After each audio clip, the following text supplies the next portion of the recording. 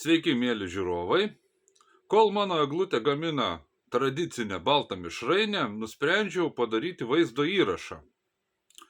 Gerą vaizdo įrašą apie labai gerus dalykus. Sakoma, kad Lietuva tokia apsileidusi šalis, prisileidusi visokių užsienio bankų, čia skandinavų bankai drožia žmonės, kelia mokesčius, įkainiai didžiausi ir vienu žodžiu mes neturim savo banko. Taigi meluoja tie, kurie taip kalba.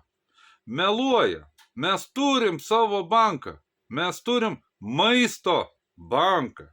Mes turim kuo puikiausiai, seniausiai jau veikianti maisto banką. Nuo 2001 metų Lietuvoje veikia maisto bankas, kuris ne tai, kad žmonės apiplėšinėja, bet duoda, nemokamai dalyja maistą. Nuskurdant,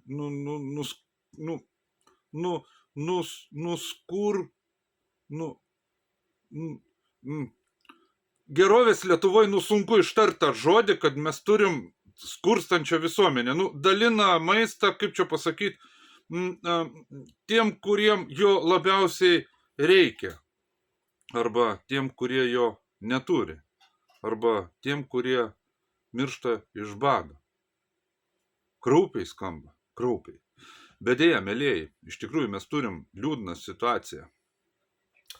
Nuo 2001 metų labdaros ir paramos fondas Lietuvos ir JAV iniciatyvos, pažiūrėkit, kokie geri amerikonai pradėjo vykti maisto banko labdaros programą. Be Amerikos mes niekur. Amerika mūsų saugotoja, mūsų gelbėtoja. Amerikos dėka netgi yra žmonės pamaitinami, nemokamai duodamas maistas. Taigi nuo 2001 metų pradėjo veikti maisto bankas. Turbūt esat matę, kada stovi šitie paprašaikos parduotuvėse ir dalina tos lapelius ir jūs galite paimti, nupirkti papildomai produktų, sumesti į konteinerį tą maisto krepšį tokį ir po to jie juos paskirsto ir ten padalina vargšams, kurie neturi realiai, ko valgyti. Ne? Tai va, mes turim tokį banką. Ir kada prie manęs prieina asmeniškai, aš pasakysiu savo patirtį, kaip aš elgiuosi, kada prie manęs prieina va šitie, kur rankėje paprašaiko savanoriai, rankėje tos dalina tos lapukus ir ragina nupirkti kažkokio tai maisto, sakau, visų pirma, nustokit remti karą. Mes 2 milijardus ištratinom ir užtektų tų pinigų pamaitinti visus pensininkus ir tikrai galėtų oriai ir normaliai padoriai gyventi mūsų pensininkai. Nes iš tikrųjų didžiausia, pasižiūrim, labai fainas, iš tikrųjų maisto bankas, užėjus ten yra visa statistika, galima sužinoti, kokia situacija Lietuvoje yra, aišku, čia yra misija ir jie pateikia, yra nuorodos į oficialią statistikos portalą, Lietuvos gyventojų pajamos ir gyvenimo sąlygos, skurdo rizikos lygiai yra, viskas pateikta. Tai pradedam šiek tiek nuo skaičiuko, ne? Šitas maisto bankas remia ne mažiau nei 230 tūkstančių sunkiau gyvenančių žmonių. Tai reiškia 230 tūkstančių Lietuvoje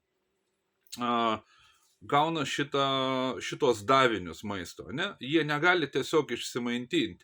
Mes nekalbam apie tai, kad pensinio, pro to prieisim prie to, kad vis dėlto didžioji dalis sudaro tą skaičių pensinio amžiaus žmonės, kurie turėtų gyventi, įsivaizduojat, jie mums pastatė Lietuvą. Jie mums viską sukūrė.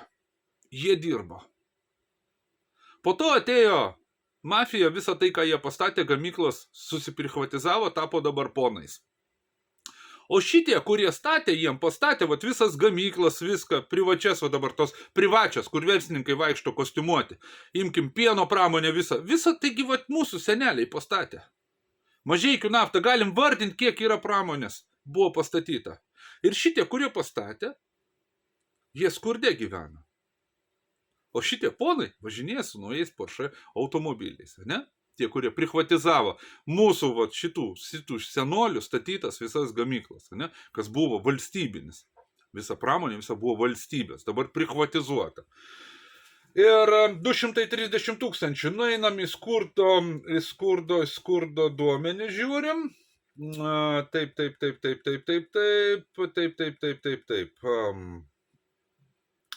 Čia yra pateikiama nuo 17 metų iki 20 metų ir skaičiai kyla skurdo.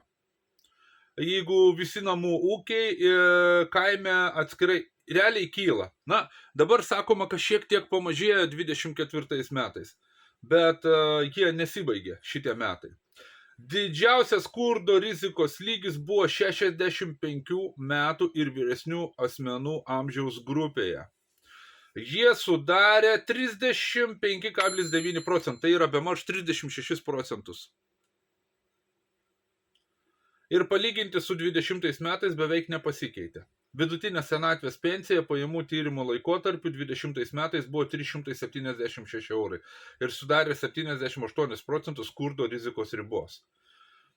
Vaikų iki 18 metų skurdo rizikos lygis palyginti su ankstesniais metais sumažėjo 2,8 procentų punkto ir sudarė 17 procentų. 18-64 metų amžiaus asmenų sumažėjo 0,7 ir sudarė 15,6 procentų.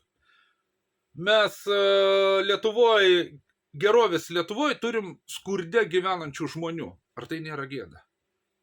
Kada mes pirštais badom į Baltarusiją, į Rusiją, į kitas šalis, bet patys ubagaujamės, rinkdami maistą parduotuviai. Ir svarbiausia, kad parduotuviai, kas tą maistą perka, kas tiem bankui, kas suneša tą maistą. Tai paprasti žmonės, kurie nesupranta, kaip vyksta. Jie yra geros širdies, jie yra nuoširdūs, jie perka, įmeta tai makaronų, tai konservų, tai cukraus, tai aliejaus nuperka. Ir jie palaiko tai. Palaiko, tai yra pagalba. Jeigu nebūtų šito maisto banko, žiūrėkit, dabar turbūt ant manęs labai pyksit, bet supraskit, ką aš noriu pasakyti, jeigu nebūtų maisto banko šito, valstybė turėtų priimti sprendimus ir daryti kažką. Galbūt netaip lengvai tratinti pinigus. 2 milijardus į karą išsiuntė, sudegino. Kur jie? Kokia nauda iš to? Ne, bet atsiranda fondai, kurie dar išsiurbė iš paprastų žmonių ir valstybei nusiplauna rankytės. Tai va, tokį mes turim banką. Šiam kartui tiek. Ačiū, kad esat, ačiū, kad prenumeruojatės mano kanalą, ačiū, kad žiūrit, ačiū, kad dalinatės ir ačiū, kad palaikot mano veiklą. Šiam kartui tiek ir iki kitų kartų. Ate.